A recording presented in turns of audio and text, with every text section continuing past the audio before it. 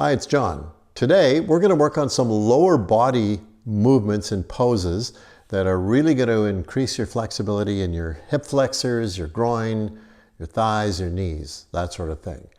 We're going to start with what is called the half-straddle. And all that is you moving your legs out at sort of like in a V shape. And then you bring one leg in at about 45 degrees. This is a stretch in itself. I have some groin and hip flexor problems, so I can really feel it. So what I'm going to do is kind of concentrate on, I can't go very far here because it's already starting to feel pain, but you kind of keep your back straight though. Don't hump it.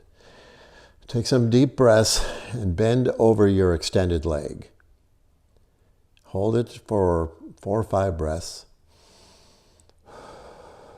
Just do this very gently because you can really hurt yourself if you do it too much. No bouncing, by the way. Once you feel a good stretch in there, release.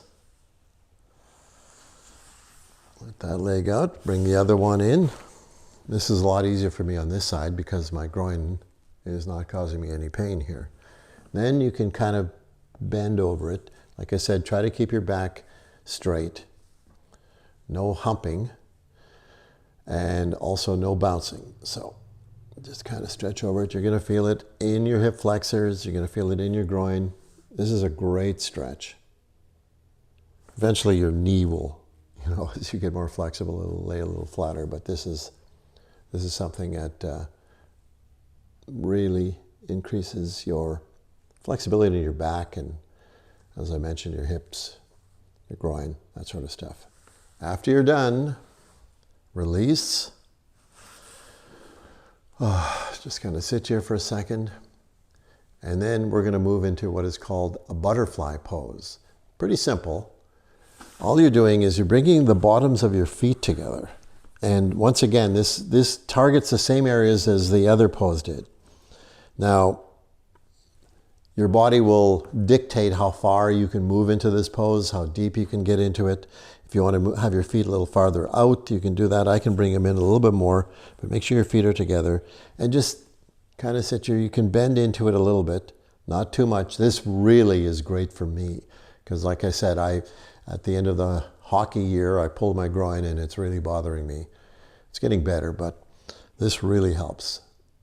Just don't do it to any great pain. Once you feel a sharp pain, you stop doing it. But just keep your back straight, sit here, really breathe into your groin and your hip flexors, even your knees.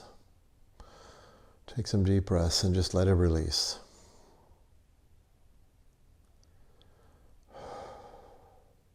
And we're going to finish up with the reclined pigeon pose. This is something I do on a regular basis when I'm watching TV, laying in bed.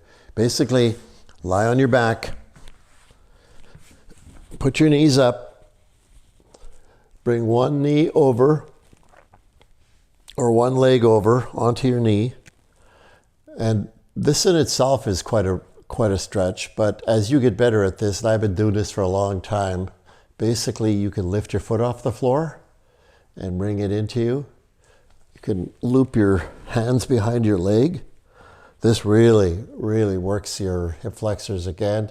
All these exercises kind of target the same area, but they just come at it from a different direction. Hold it, breathe into it, release. Then bring your foot down, do the other side.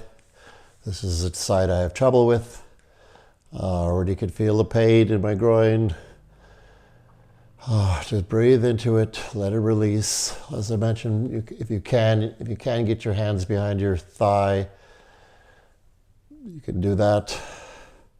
But this is something you can do any place, anytime. You're sitting on the couch, you're laying in bed. This is something you should do on a regular basis.